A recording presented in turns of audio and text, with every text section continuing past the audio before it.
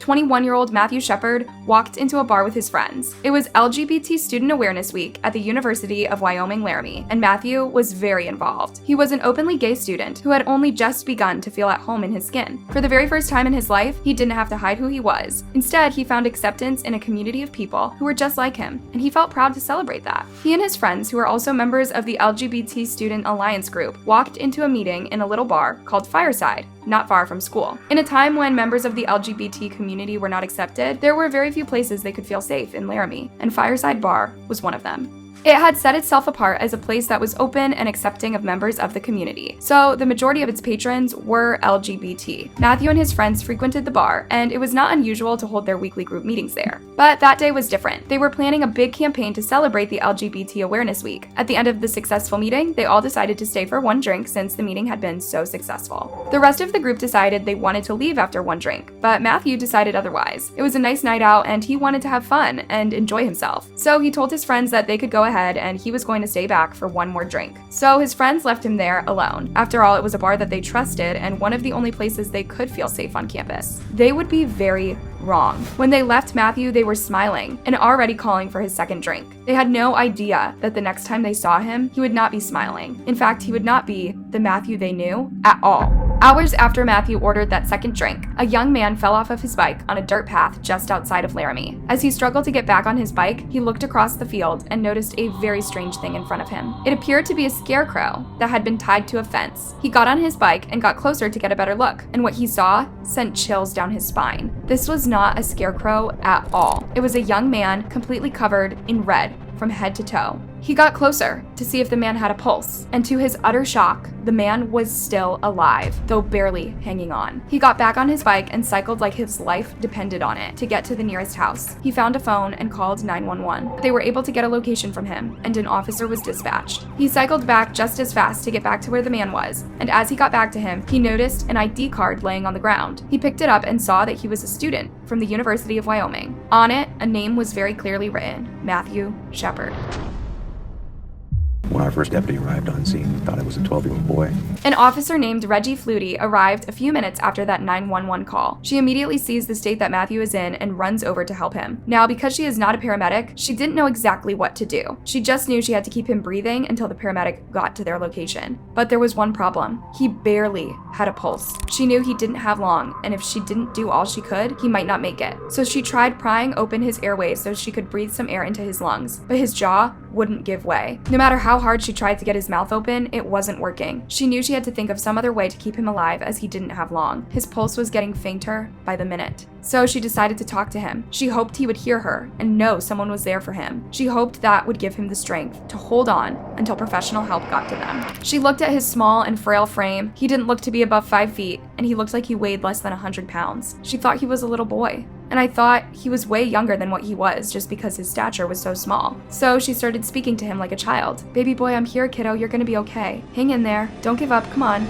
You can do this." Fortunately for them both, the paramedics arrived on the scene. They quickly got to work trying to keep him alive. The officer stepped away to let the professionals do their job. She took a couple of steps back, and for the first time since she rushed out of the car, she was finally able to look at the crime scene. Her eyes found Matthew's frail body once again, and she took in the horror of his state. It was clear that he had cried so much, the tears washed away the red stains on his cheeks. She was horrified at what she was looking at. She wondered how he had been able to survive such a vicious ordeal and hold on through the night. Matthew was rushed to the hospital. On the way, he floated in and out of consciousness as the paramedics worked desperately to save him. No one knew why, but it felt absolutely critical to keep this boy alive, so they did their best. They finally found a hospital equipped enough to handle Matthew's level of trauma at around 9:15 p.m. on October 7th. He was admitted and put on a life support machine. The doctors immediately got to work analyzing the extent of his injuries. They quickly discovered the horror he had been through over the past 18 hours. Matthew had sustained blunt force trauma due to 20 blows delivered to his head with a very heavy object.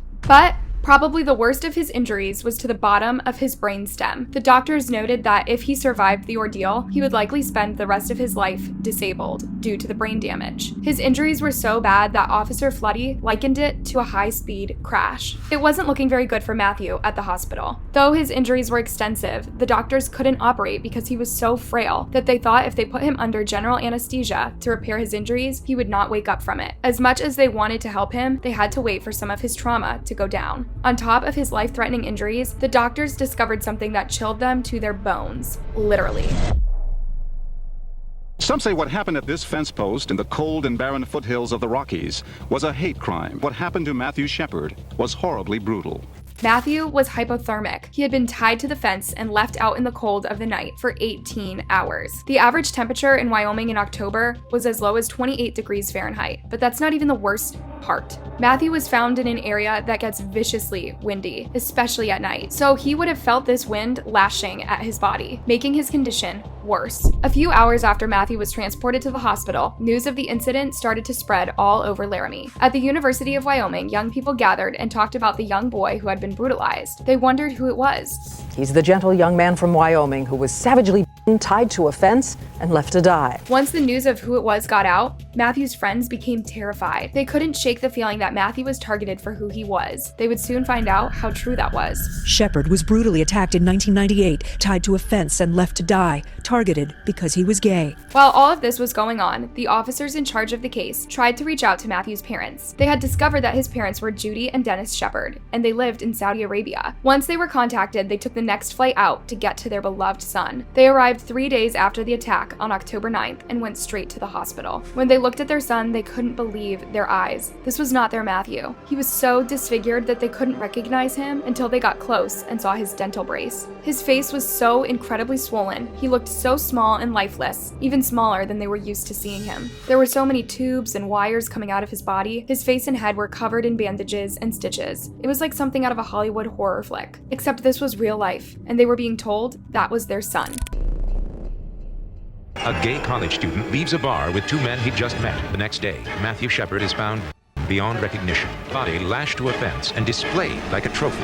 5 days after he was attacked on October 12th, 1998, Matthew Shepard succumbed to his injuries. His parents were by his side as he took his last breath. The investigation into the brutal attack on Matthew Shepard was well underway. In fact, the same night of the attack, the officers had been called to a fight not far from where Matthew had been found. There, they discovered 2 narcotics dealers and their truck. The officers quickly discovered that their truck had a wealth of information that led back to Matthew. The 2 men were Russell Henderson and Aaron McKinney. They were immediately arrested and taken to the station for interrogation. There, they confessed that they had met Matthew in the bar and pretended they were gay so they could rob him. Aaron and Russ said, let's pretend like we're gay and we'll rob him and take his money. But upon luring him to their truck, Aaron said he felt Matthew put a hand on his knee and lost his mind. But Russell had a different story. He said Matthew only looked like he was thinking of touching them. Both Aaron and Russell were sentenced to life in prison for their crime. Although the prosecutors recommended the death penalty, Matthew's parents fought against it. They felt Aaron and Russell should be spared, even though their son was not. The brutality of the attack and the motive behind it shocked the nation, to the point that then President Clinton gave a speech saying that the men had been full of hate, or full of hatred, or both. I do want to say again, crimes of hate and crimes of violence cannot be tolerated in our country. In our shock and grief, one thing must remain clear: hate and prejudice are not American values. Matthew Shepard's attack became a vital moment in American history. It opened people's eyes to the real violence suffered by members of the LGBT community. Matthew's family set up the Matthew Shepard Foundation, which helped expand federal hate crime law to include offenses motivated by sexual orientation, gender, or disability. Judy and Dennis were at the White House when then President Barack Obama in 2009 to see the Matthew Shepard and James Beard Jr. Hate Crimes Prevention Act signed.